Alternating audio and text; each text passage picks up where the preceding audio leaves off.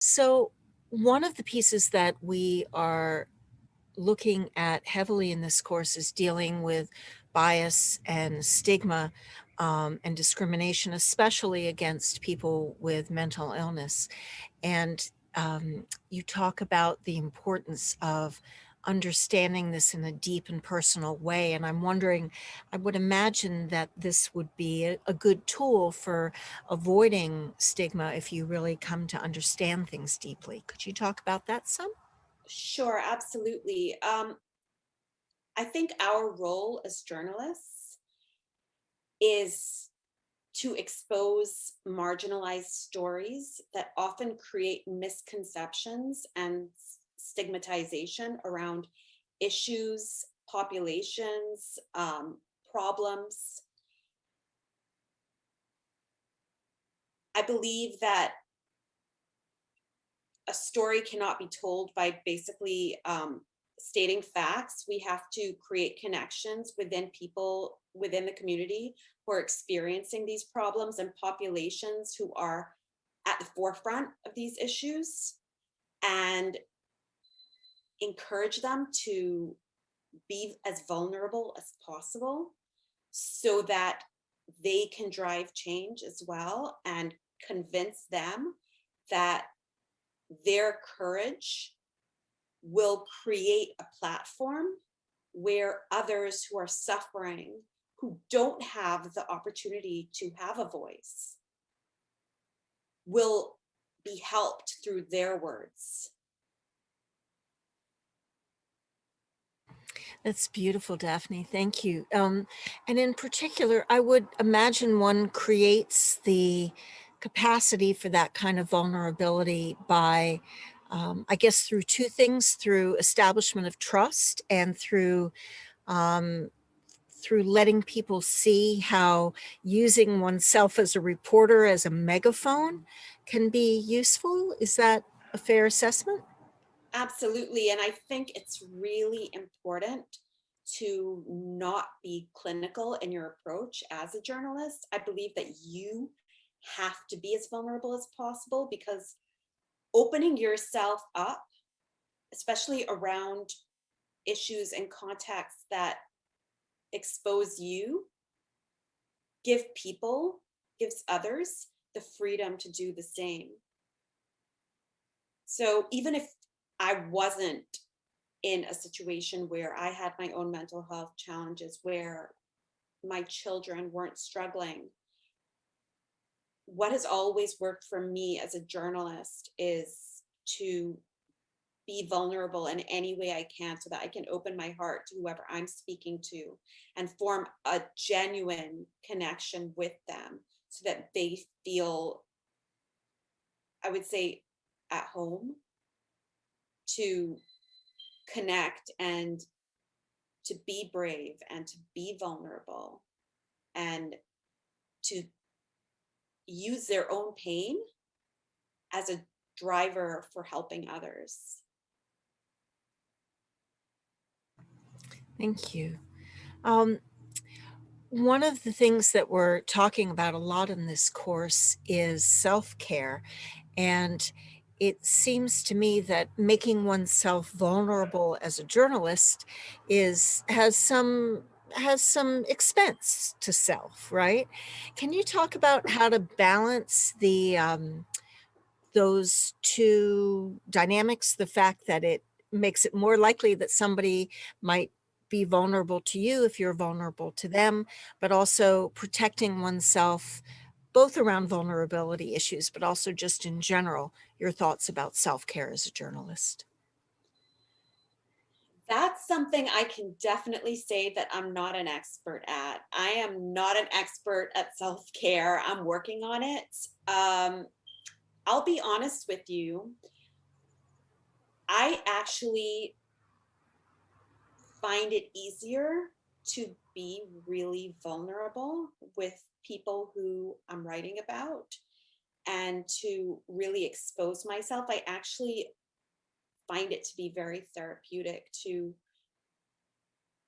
relate with people on that level. If I'm not experiencing the same type of difficulty that they are, I will try to find a place of vulnerability where I can meet them on, because we're all more similar than we are different, no matter where we come from or what our experiences are. And I actually find that not only to be therapeutic for me and actually a form of self care, but also creates greater connection. So the overarching kind of principle that we're looking for with this course is talking about solutions-based journalism. And I'm curious to hear from you if you can think of a time where there was evidence-based, solutions-based journalism that was or wasn't done, and the effect that that had on an outcome of either misrepresenting facts or correctly representing them, and how and having a solutions approach to what was being written. Do you have any case studies you could give on that? I think that what you just described is the most prevalent and unfortunately the most successful form of content that exists on the market today. I think in this modern definition of what is considered to be successful content, it's frequently content that drives scandal, that has fake information, that um,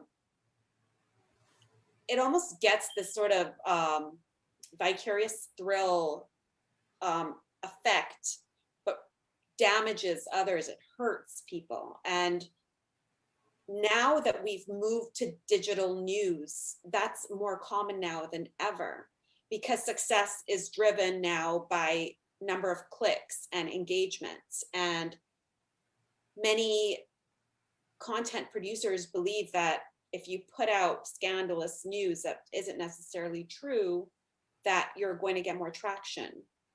And so I can give you a zillion examples of where that's done. I'm currently based in the Cayman Islands, and there's a publisher on island that is actually the most popular publisher on the island, and they produce news that is very hurtful to others. Um, I think an example of something that was put out that I found to be personally very hurtful was they put out an article with a mother in the front seat of a car, sitting in gridlock traffic, putting on lipstick in a mirror.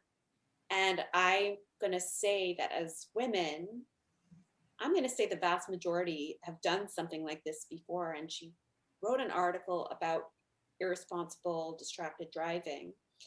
And she put this video out of this mother with children in the car and her putting on makeup. And I'm going to say that I've done that before. And it made me feel horrible about myself as a person, because I thought, oh my gosh, is that irresponsible of me? Even though the car isn't moving, that I put lipstick on in the mirror. Am I, endangering my children? And yes, on one hand, I could say, okay, well, it made me question my own actions in terms of being safe and all of that. But it wasn't a solutions-based approach. It actually shamed that mother.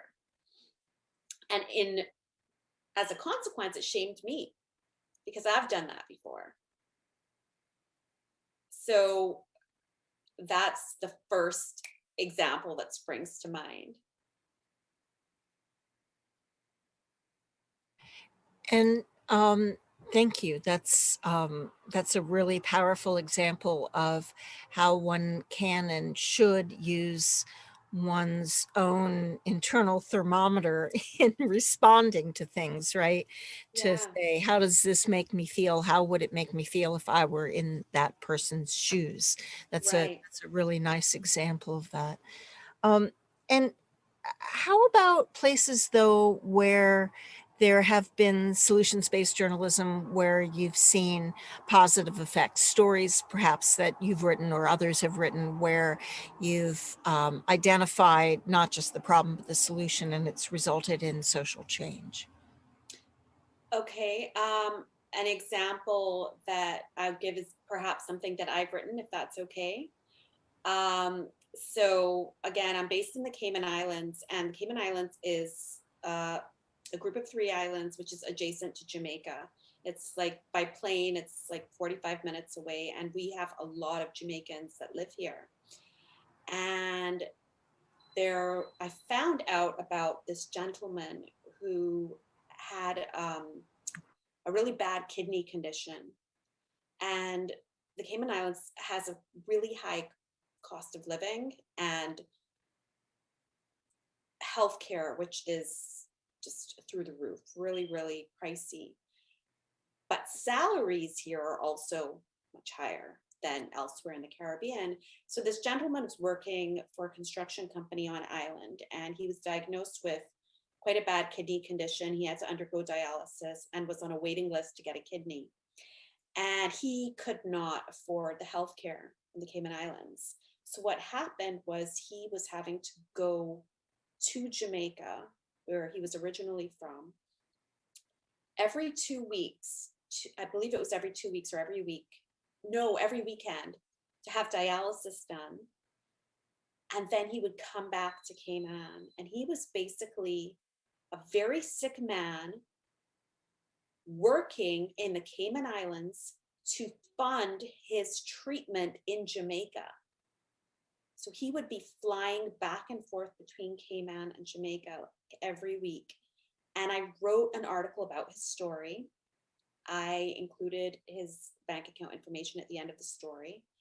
And almost immediately, like there was such an outpouring of emotion and support within the community. Not only did people within the community contribute money towards his cause, but actually he received corporate sponsorship and managed to get a new kidney. So that's to me like a really good example. That's wonderful. And how does one so people often get excited, as you said, about case studies, about individuals, about stories and narratives. How do you translate that into larger social change, into stories where you write about that and the Caymans has a better policy for people with dialysis? How can reporters concentrate on the power of the pen, not just for an individual, but to make social change as well? Right. So what I just gave you would be, as you said, an example of a story on a micro level where that would drive an emotional response from within the community and people would work towards helping him. Uh, Change on a larger scale would be, for example, an article that I write about small farmers, for example, in Jamaica, where they have to deal with issues surrounding climate change and the fact that it's heavily dominated by female farmers who have to balance this issue of caring for the family, but also to work the land, oftentimes which they don't own, and deal with all the issues surrounding climate change and lack of rights and inability to access finance. And in those kinds of situations, I'm telling a story of a marginalized community, a community whose stories are highly underreported and most people don't know about, especially within the English speaking Caribbean, because people tend not to talk about the stories in this side of the world. And in cases like that, you'll see examples of, for example, the Food and Agriculture Organization has used a lot of my work in basically giving a reason for why they want to support a project in this area and to gain funding from a large international body to support a project like that. where they would reference my article to show that more funding is needed to support female farmers. That must feel super gratifying too. Absolutely, absolutely.